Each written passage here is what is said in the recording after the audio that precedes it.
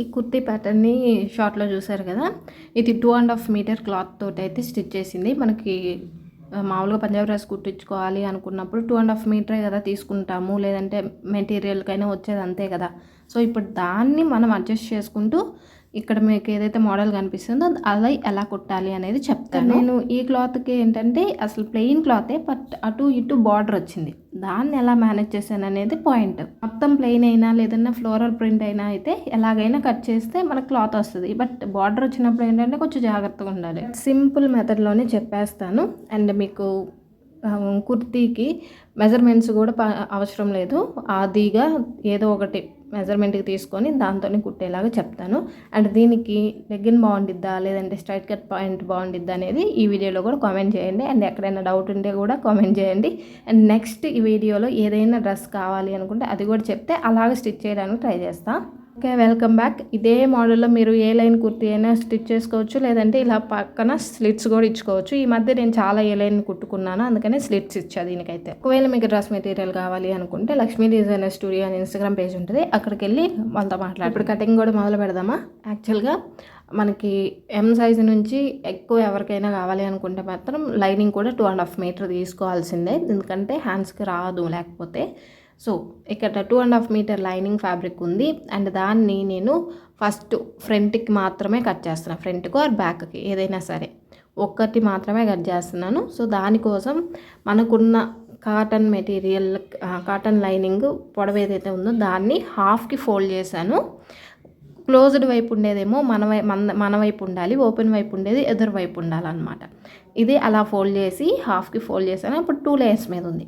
దీని మీద మనం ఏదో ఒకటి కుర్తీ రోజు వేసుకుంటూ ఉంటాం కదా, మనం పర్ఫెక్ట్గా ఉండేది ఏదైనా టైట్గా ఉండేది అంటే కరెక్ట్గా ఉండేది బాడీకి, అలాంటి కుర్తీ ఏదైనా ఉంటే అది ఏదైనా పర్లేదు, రెడీమేడ్ అయినా పర్లేదు, తీసుకొని ఇట్లా కరెక్ట్గా హాఫ్కి ఫోల్డ్ చేసేసి లైనింగ్ మీద కరెక్ట్గా పెట్టండి. పెట్టిన తర్వాత మనకి ఇప్పుడు ఏదైతే కుడుతున్నామో ఆ ప్యాటర్న్ మనకి కాఫ్ లెంత్లో అయితేనే చాలా బాగుంటుంది. కరెక్ట్గా మోకాల దగ్గర కంటే అసలు బాగోదు. సో కాఫ్ లెంత్కి మీకు ఎంతైతే లెంత్ ఉందో పొడవు, ఆ పొడవుకి చూసుకొని ఒకసారి టేప్లో చూసుకొని పెట్టుకోండి. ఎందుకు అంటే మనం తీసుకునే ఏదైతే మెజర్మెంట్కి ఉన్న ఒక డ్రెస్ ఉందో అది మనకి అంత పొడవు ఉండకపోవచ్చు కదా, అందుకని పొడవును మాత్రం మెజర్ చేసుకోండి.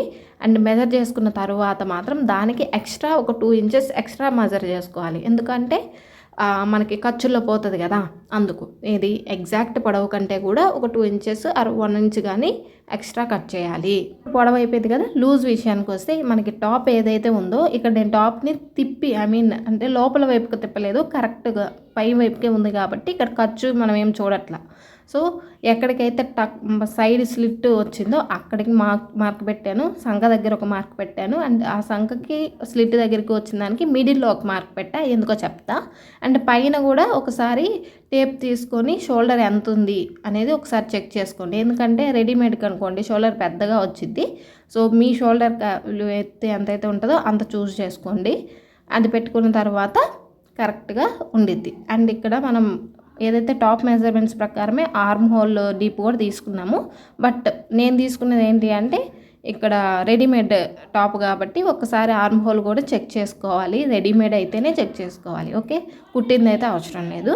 ఇక్కడ రెడీమేడ్ ఏంటంటే కొంచెం పొడవు ఇస్తారనమాట. నాకు ఇక్కడ 1 ఇంచ్ డిఫరెన్స్ వచ్చింది. సో ఆ 1 ఇంచ్ని పైకి పెట్టేసుకున్నాను. ఇట్లా డ్రెస్ పెట్టుకోవడం వల్ల ఏంటి అంటే మెజర్మెంట్స్ చాలా ఈజీ అవుతాయి అన్నమాట. అండ్ మనం ఏదైతే గీత ఆ డ్రెస్ ప్రకారం అది గీత గీసుకున్నామో దానికి ఒక 2 ఇంచెస్కి అవతల కూడా ఇంకొక గీత గీసుకోవాలి. ఎందుకంటే ఆ మధ్యలో ఉండేది ఖర్చు అనమాట. ఇప్పుడు వచ్చేసరికి మనం స్లిట్ దగ్గర ఒక గీత గీసుకున్నాం కదా అడ్డంగా, అలాగే పైన ఆర్మ్ హోల్ దగ్గర కూడా అడ్డంగా ఒక గీత గీసాం కదా, మిడిల్లో ఒక గీత గీసుకున్నాం కదా, ఆ మిడిల్కి వచ్చే గీత ఏదైతే ఉందో దానికి ఒకసారి అది మనకి నడుము దగ్గర వస్తుంది అనమాట. ఆ నడుము దగ్గరికి మన వేస్ట్ లూజ్ ఎంత ఉందో ఒకసారి చెక్ చేసుకొని దాన్ని టేప్ మీద ఒకసారి చూడండి. అలాగే మనకి స్లిట్ ఎక్కడికైతే రావాలి అనుకుంటున్నామో అక్కడ మీ నడుము చుట్టూరు లెంత్ ఎంత ఉంది అనేది కూడా ఒకసారి చెక్ చేసుకొని దాన్ని బట్టి ఒకసారి లూజ్ చెక్ చేసుకుంటే మనకి కరెక్ట్ లూజ్ అనేది వచ్చింది. ఎందుకంటే మనకి నడుము దగ్గర కొంచెం క్రాస్ కుట్టాలి కదా, ఆ క్రాస్ కోసం అవి ఒకసారి చెక్ చేయాలన్నమాట. ఈవెన్ చెక్ చేసినప్పటికీ కూడా మన డ్రెస్ ఏదైతే ఉందో అట్లనే కదా మనం ఇక్కడ మార్కింగ్ చేసుకున్నాం. సో డిఫరెన్స్ ఏముండదు. బట్ డిఫరెన్స్ ఎక్కడ వచ్చింది అంటే నడుం దగ్గర వచ్చింది. అది కూడా ఎందుకు వచ్చింది అంటే నేను తీసుకున్నది రెడీమేడ్ డ్రెస్ కాబట్టి వచ్చింది. సో దాన్ని క్రాస్గా గీసుకున్నాను. అర్థమైందా? ఇప్పుడు టాప్కి లైనింగ్ ఎలా అయితే గీసుకున్నానో దాని ప్రకారం కట్ చేశాను. అలాగే ఒకవైపుది కట్ చేశాను కదా, ఇప్పుడు బ్యాక్ సైడ్కి కూడా కావాలి కాబట్టి సేమ్ లైనింగ్ని 2 ఫోల్డ్స్లోనే పెట్టుకొని ఎగ్జాక్ట్గా ఏదైతే మనం కట్ చేసామో దాని ప్రకారమే ఇంకొకటి కూడా కట్ చేసాము. ఇప్పుడు ఫ్రంట్కి బ్యాక్కి లైనింగ్ అయితే సెట్ అండి. ఓకే, ఫ్రంట్కి బ్యాక్ కట్ చేసిన తర్వాత మిగిలింది కొంచెం లైనింగ్ ఫ్యాబ్రిక్ 2.5 మీటర్ తీసుకుంటే దాన్ని మనం హ్యాండ్స్కి వేసుకుంటాం. ఇప్పుడు ఇక్కడ టాస్క్ ఏంటి అంటే ఇక్కడ బార్డర్ చూడండి, ఇది ఫ్లోరల్ ప్రింట్ కూడా కాదు, ప్లెయిన్ది. మొత్తం ప్లెయిన్ వస్తే ఇబ్బంది లేదు, ఎలాగైనా కట్ చేసుకోవచ్చు. బట్ పైన కింద బార్డర్ ఇచ్చారు కాబట్టి ఈ బార్డర్ని హైలైట్ చేస్తూ నేను కాఫ్ లెంత్ దగ్గర ఫ్రిల్స్ పెట్టుకోవాలి. సో దీన్ని ఎలా మేనేజ్ చేస్తున్నానని చూడండి. అండ్ ఫ్లోరల్ ప్రింట్కి కూడా ఇట్లాగే మీరు కట్ చేయొచ్చు.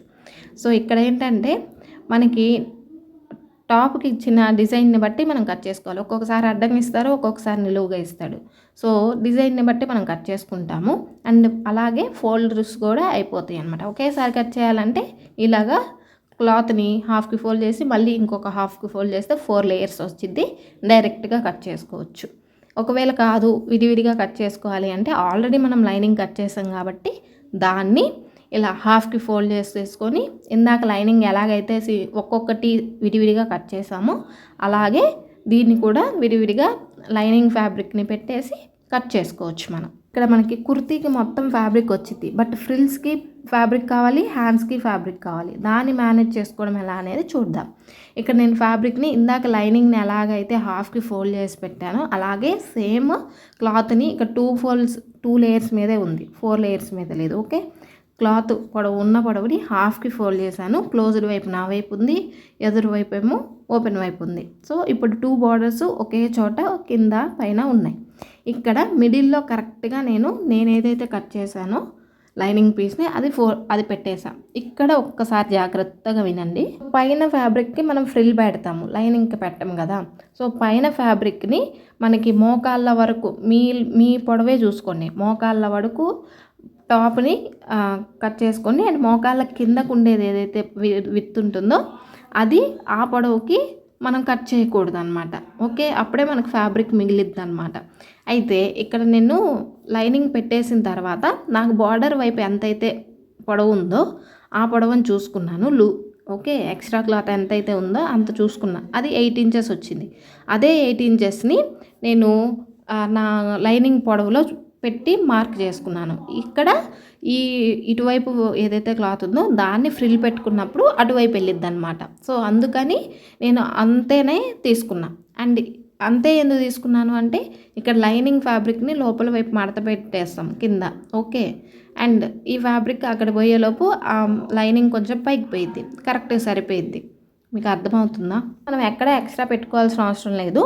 బట్ ఏదైతే మనకి ఇటువైపు కుచ్చులకు కావాల్సిన ఫ్యాబ్రిక్ పొడవు ఎంత ఉందో ఒకసారి చెక్ చేసుకోండి. 8 ఇంచెస్ ఉందా, 9 ఇంచెస్ ఉందా, వాట్ ఎవర్ ఎంత ఉంటే అంత, నాకు ఉన్నంతనే నేను తీసుకున్నా. ఓకే, అంత ఉంది. దాన్ని లైనింగ్ వైపు నేను పొడవు తగ్గించుకున్నాను అనమాట. ఎంత పొడవు ఇటువైపు ఉందో అంత పొడవుని నేను లైనింగ్ వైపు తగ్గించుకున్నా కింద వైపున. ఓకే, మార్క్ చేసుకున్నాను. మార్క్ చేసుకున్న దగ్గర ఒక 1 ఇంచ్ కిందకి కట్ చేస్తున్నాను.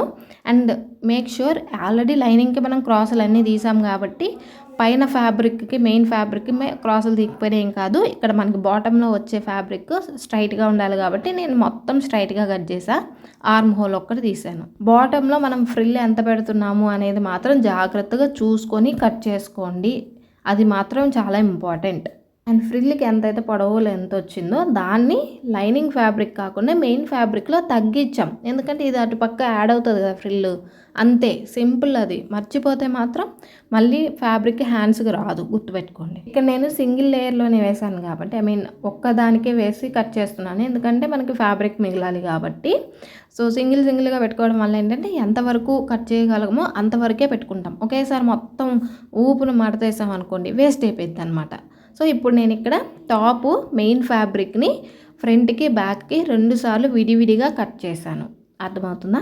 విడివిడిగా కట్ చేసిన తర్వాత నాకు ఇంత ఫ్యాబ్రిక్ మిగిలింది. 2.5 మీటర్లో ఇంత ఒక 40 పాయింట్స్ మిగిలిందనమాట. ఈ 40 పాయింట్స్ని కరెక్ట్గా స్ట్రైట్గా కట్ చేసుకుంటే ఇది నాకు ఫుల్ హ్యాండ్స్కి వచ్చింది.